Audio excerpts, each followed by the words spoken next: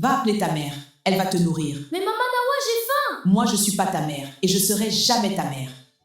Maman, tu me manques. Qui t'a autorisé à rentrer dans ma maison avec tes sales chaussures de vaurien? Je suis désolée, madame. Dehors, tout de suite! Rends-moi l'argent que tu as volé, sinon je vais te faire souffrir. Mais maman, ce n'est pas moi, tu le sais très bien. Depuis que sa mère n'est plus de ce monde, ce pauvre garçon se fait maltraiter par sa marâtre tous les jours. Ça me rend triste.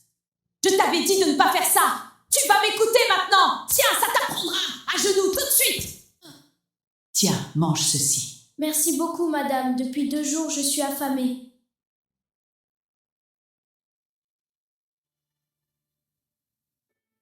Dans la ville de Cocody vivait un garçon nommé Conan. Depuis la mort de sa mère, son père s'était remarié et Conan vivait désormais avec sa marâtre.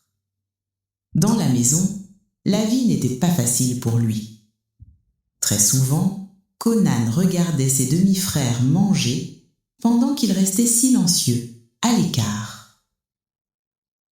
Va appeler ta mère, elle va te nourrir. Mais maman Nawa, j'ai faim. Moi, je suis pas ta mère et je serai jamais ta mère. Maman, pourquoi m'as-tu abandonnée? Tu me manques énormément. Ce vaurien de garçon ira bientôt rejoindre sa mère. Ce n'est qu'une question de temps. La nuit tombée, la porte d'entrée s'ouvre. Kofi rentre, chemise débraillée, serviette sous le bras. Il sent le travail, la fatigue et la bière du maquis où il a dîné.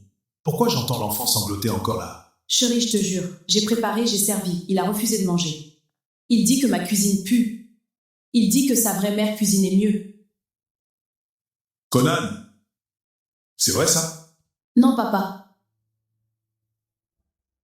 Minuit passé, Abidjan est mouillé. La pluie tape fort sur l'étole. Dans l'appartement, tout le monde dort, sauf Conan. Il est dehors, sur le balcon, couché sur une natte trouée. Cet enfant est un caillou dans ma chaussure. Tant qu'il est là, Kofi pense encore à cette femme-là. Alors fais en sorte que ton mari choisisse entre la paix et la vérité. Les hommes choisissent toujours la paix. Je vais le briser doucement, comme on casse un œuf, sans faire de bruit. Sur le balcon, Conan est réveillé. Il a tout entendu.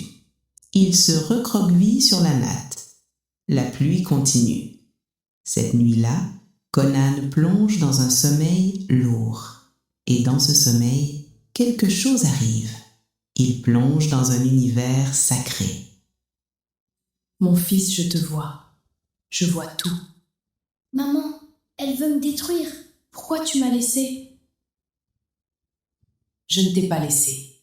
Je suis là où le vent passe. Tiens bon, mon cœur. Ceux qui creusent un trou pour les autres y tombent eux-mêmes. Ne pleure plus. Chaque larme que tu verses, je la compte. Conan se réveille en sursaut. La pluie s'est arrêtée. Le silence est total. Il ne sait pas encore ce que ce rêve signifie. Mais quelque chose a changé dans l'air de cette maison cette nuit-là. Le lendemain matin, Hawa se lève, va à la cuisine, et c'est là qu'elle la sent. Une douleur brûlante au bras gauche. Elle retrousse sa manche, une marque rouge en forme de main, exactement là où elle avait frappé Conan 3 jours plus tôt. Elle reste immobile devant l'évier. Hawa regarde autour d'elle, mais elle ne voit personne. Elle va s'habiller et décide de garder que silence. Ce n'est rien de grave, je ne dois pas paniquer. Mais elle a peur. Pour la première fois depuis longtemps, Hawa Diomandé a vraiment peur. Le dimanche, jour de culte, Hawa est là, au premier rang.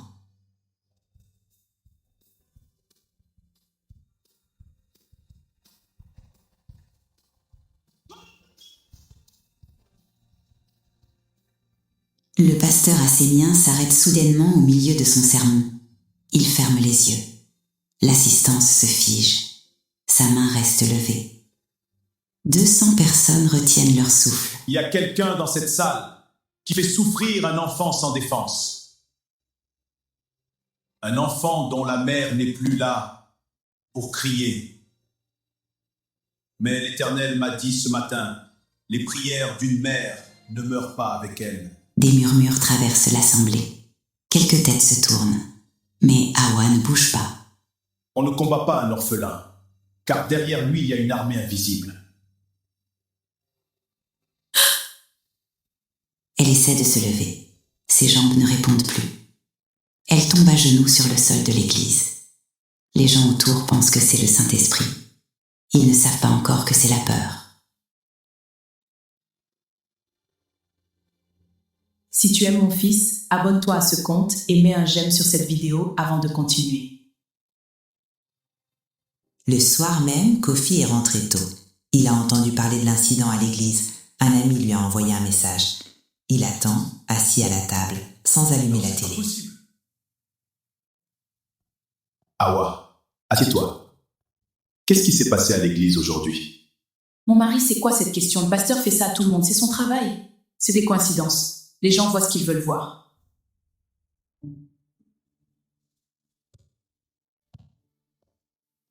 Conan, viens là. Mon fils, regarde-moi, dis-moi la vérité. Une seule fois, je promets que rien ne t'arrive. Conan lève les yeux. Il regarde son père. Quelque chose dans ce regard-là, quelque chose qu'il n'avait jamais vu avant. Il décide de parler. Depuis que maman Hawa est là, je mange pas tous les jours. Elle me frappe quand tu pars au boulot. Elle m'a mis dehors la nuit où il pleuvait. Montre-moi. Je reviens tout de suite. D'accord, papa. Sois sage. Comment t'as pu faire ça à mon fils? Les jours suivants, des choses étranges commencent à se produire dans cet appartement de 3e étage. Un mardi, la marmite d'Hawa brûle sans raison. Le gaz était pourtant éteint. Un mercredi, le miroir de sa salle de bain se fissure. Elle était seule dans la pièce. Un jeudi, elle fait un rêve où une femme en blanc la regarde sans parler, les bras croisés, devant la porte de l'appartement. Laisse-moi, je n'ai rien fait. Laisse-moi tranquille. À qui tu parles? Hawa ne répond pas. Elle fixe le mur. Regarde, Dans le coin de la enfant, chambre, y a quelqu'un. il n'y a Il y a personne. personne, c'est vide. Ou du moins, c'est ce que Kofi voit. L'eau du robinet qu'elle puise devient trouble. Elle fait des cauchemars où une femme en blanc la regarde en silence. Un vendredi matin, Hawa n'est plus là.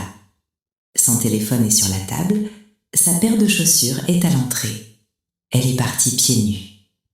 Kofi panique, il appelle partout. Personne ne la vit. T'as pas vu ma femme ce matin? Elle est sortie très tôt. Oui, elle est sortie vers 5 heures, pieds nus. Elle regardait devant elle comme une folle. Elle est au cimetière de Williamsville, assise par terre, devant une tombe. C'est la tombe de la mère de Conan. Hawa est assise là, les genoux dans la terre, les mains à plat sur la pierre. Elle répète doucement, encore et encore. Je suis désolée. Je suis désolée. Je suis désolée. Quand Kofi arrive, il s'arrête net. Il ne sait pas quoi dire. Il ne sait pas quoi penser. On ne joue pas avec les enfants des morts. Leur mère veille de là-haut. Et elles ont le temps.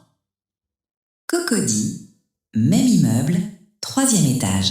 Mais l'appartement a changé. Il y a des devoirs sur la table. Une assiette pleine.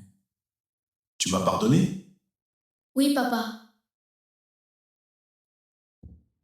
Merci, maman. Je sais que tu veilles.